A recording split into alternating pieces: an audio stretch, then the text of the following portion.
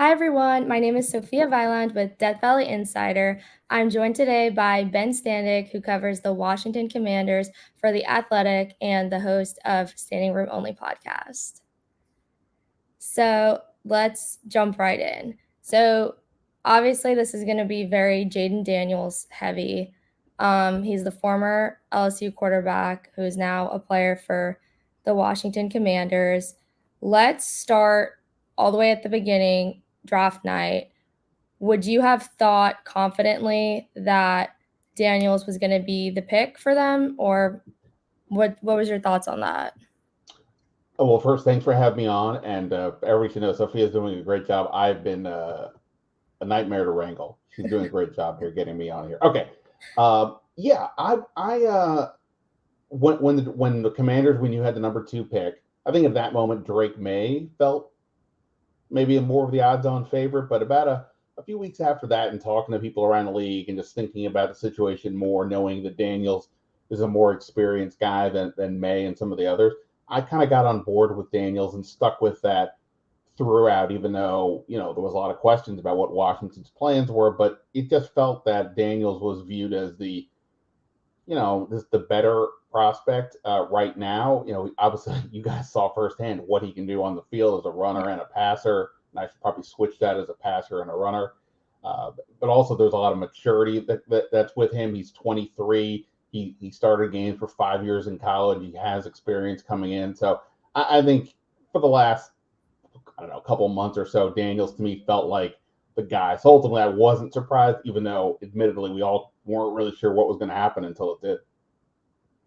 So, what was the reaction of the DC and Washington faithful of Daniels being the pick? I mean, I think in general, pretty excited. You have to understand this fan base. It's been a lot here for the last 20 odd years. Obviously, there was the ownership change, and not just the ownership change in terms of bad behavior that was discussed a lot in the news in the last few years, but just the bad teams. They haven't won a playoff game since 2005. They haven't won more than 10 games in any year in forever. And in that time, they drafted Robert Griffin III, a Heisman Trophy winner, number 2 at all in 2012. He had a great rookie year, and then it all fell apart. They've drafted another quarterback in Dwayne Haskins in between. Just in 2020, they drafted Chase Young, number 2 overall, and they moved on from him at the trade deadline. So the only hesitation, I think, for people is that, how many times you're going to put your hand on the stove and get burned before you become a little cautious. Other than that, I think for the most part, people are pretty excited about Daniels and hoping that Washington, solves its quarterback issue that's been going on for, 3 decades. Yeah. So, they just finished OTAs and mini camp. You got a chance to kind of watch and see what's going on. What were your thoughts on what you saw Daniels doing? Some takeaways on his performance. Yeah, sure. Obviously there are limitations of what's going on in practice. Forget the fact that quarterbacks don't get hit. There's no pads. They really sort of slow the process. So they start off with basic position drills and they move to 7-on-7s and eventually get to some 11-on-11s. I think on the field, you can see, what made him so attractive as a prospect and what made him the Heisman Trophy winner last year. There were a couple throws he would make down the field in particular where you're like, okay, that thing was accurate. That thing came out strong. You kind of like where that's at. Terry McLaurin, Washington's best player, talked about how on a crossing pattern, you really have to keep your eyes open, turn your head back towards the quarterback quickly because he's throwing it, meaning Daniels, to a spot, not just waiting for the receiver to get it open. And that's a pretty advanced aspect of being a quarterback. But there were some bumps along the way as well, going in against the defense and trying to read what's being presented to him. But I think the biggest thing for Daniels is what happened sort of off the field. Players who pride themselves on getting to the building way earlier than I would ever like to get to work, saying that every time they did, Jayden Daniels was already there. He said he's been getting to the building like 5:30 every day. That Yeah. he and another rookie, Luke McCaffrey, work out together, beforehand to understand the playbook better, things like that.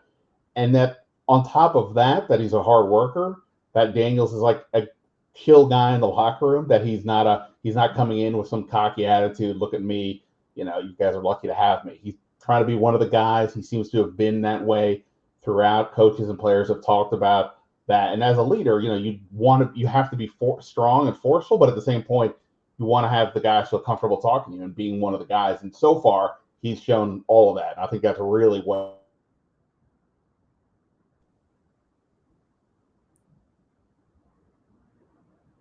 Okay. Sorry, you cut out for a second. I think. Oh, sorry. You cut out just for a second at the end. Oh, okay. What, you want me to keep going, or? Just the last sentence. Sure. But basically, Jayden Daniels, he's really stood out in that regard, being a potential leader and a worker, and just being part of the guys. And I think for a place that's trying to build its culture, that's going to be huge. So I actually was going to ask you about that, something that you mentioned, because at LSU, he used to go and work out at 5 a.m. Our head coach, Brian Kelly, would have to get him access to the football facilities. So it's actually really great to know that he's carrying over that work ethic and has another rookie joining him, in that routine. So that's like really great. So now going back to the team as a whole, kind of, and their coaching, ways. They have a new offensive coordinator, Cliff Kingsbury. What could you share about how Daniels is picking up on his offense? It's pretty early, so do you know about that yet? How that's been going? Yeah, so there's a couple ways to look at this. So far, when they've been putting in their offense, there hasn't seemed to be a lot of times where they've had to repeat plays. Like, he's been able to, along with the other quarterbacks, execute what is being presented to him. He's been able to see enough at times to make some changes at the line of scrimmage, or talk to some of his players. Hey, look at that guy, consider this, whatever it might be. So I think he's picking it up in that regard. Now, the question is, we don't really know what they're going to be running exactly next year on either side of the ball, since it's all new. And the element of surprise is probably Washington's best advantage right now. So they're not showing their cards, which makes it more complicated to say exactly how is he working within this new system. But it is in theory a pretty good system for Daniels. Kingsbury is known for his sort of up-tempo offense. He's had mobile quarterbacks before. He had Kyler Murray, of course, when he was head coach with the Cardinals. He had Patrick Mahomes when he was at Texas Tech. So he certainly, it feels like it's a good marriage on paper. And then, until we get into training camp and preseason games, and then maybe even the real season, we'll have the real feel. But I think you have to be pretty optimistic right now that Daniels, whatever happens, it's not going to be like from lack of understanding what's happening. I think he's picking it up pretty well. Okay. That's awesome. So, what would you say then, since we've mainly been talking about Daniels and now we just talked about Cliff, what are your expectations for the team as a whole, including Daniels into the mix, not just Daniels specific? Right. So that they really have revamped kind of everything, not just the coaching staff and the front office. More than half the roster from last year is gone. They signed over 20 free agents this offseason. So, with all that change, not to mention the draft picks, it's kind of hard to know what to make of it. There's no baseline. Yeah, they were terrible last year. They won 4 games. They also were 4-5 and then lost their last 8. So, and they were 500 basically the last few years. So, is it sort of working on a team that was kind of 500-ish and elevating that, or is it really starting over from scratch? I kind of feel like it's the latter. But like, they signed some interesting veterans, guys like running back Austin Eckler, linebacker Bobby Wagner, safety Jeremy Chin, who've been stars at various spots before. For whatever the reason, though, back end of their career, injuries, etc., they landed here with lesser expectations. If those guys look the part as they did in previous times, and Jayden Daniels is really ready to go, he doesn't have to be CJ Stroud that we saw last year, but a pretty top half of the league quarterback. and the new staff really gets the team to buy into what they're preaching about competition and being aggressive and things like that, yeah, maybe they can surprise. I don't know. I think the ceiling is probably, somewhere. I know you can't have a 500 record anymore, but maybe the ceiling is probably in that 8 to 9 win range. I'm going to guess it's going to be a little bit lower. They still have a lot of holes to fill, but as long as the Daniels and sort of the overall team shows growth, shows the fight, shows that there's something to build on, I think most people will be satisfied regardless. But yeah, I'm thinking playoffs maybe down the line, probably not this year. Okay. Do you think that Daniels will start making appearances early on, or do you think it's going to be kind of a slow transition for him to get play time? I'm usually one. I mean, anybody who knows me knows, like, I preach all the time. If I was a team and drafted a quarterback in the first round, I would almost always let that person start on the bench. I may not even play some guys until the first year is over, but that's not this case. In this case, I'd be stunned if he's not the week one starter. I mean, not only is he an older player, like, he's not green, he's played 5 years in college. He's over 23. He'll turn 24 in December. That's experience, right? That's not Drake May and Luke and JJ McCarthy had less experience and are younger. So I think he comes in and plays immediately. The other variable is that the other quarterback primarily is Marcus Mariota. He's been a guy who's played in this league. He started a lot of games. He can be helpful if needed, but ultimately he's not really a starter for this team. And he has, so far from what we've seen, hasn't been particularly showy in his work. There's been nothing to suggest to me that Daniels won't get that job outside of injury or things just really fall apart in training camp. So I think Jayden Daniels is out on the field week one. Okay. Wow. So what are you expecting Daniels to achieve this season and preseason, as his rookie year? Yeah, I'm always bad about predicting statistics, but I think the thing, like, let's just take this from, like, say, a fantasy football lens, because Jayden runs effectively and runs for a lot of yards.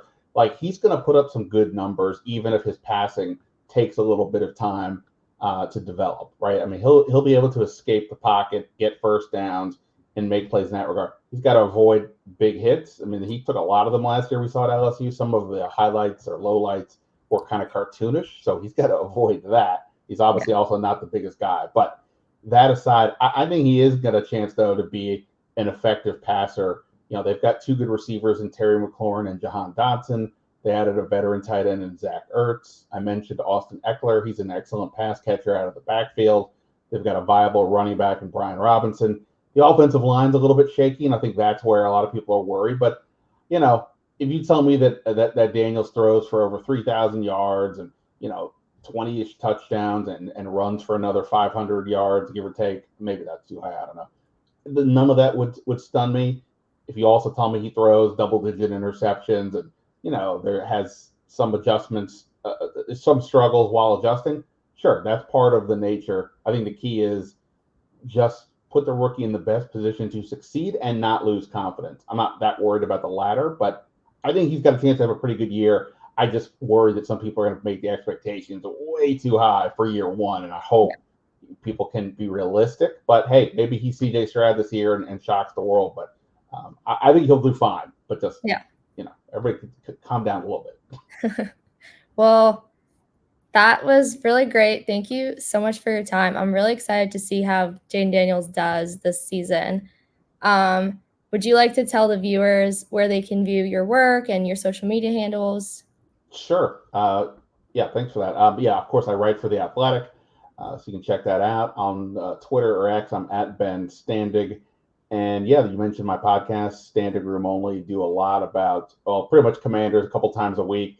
Needless to say, we've talked about Jayden Daniels a ton, including with some experts in football. So you can go back and check some of those interviews out as well. Awesome. Well, thank you so much. Have a great day. Hey, thanks for having me.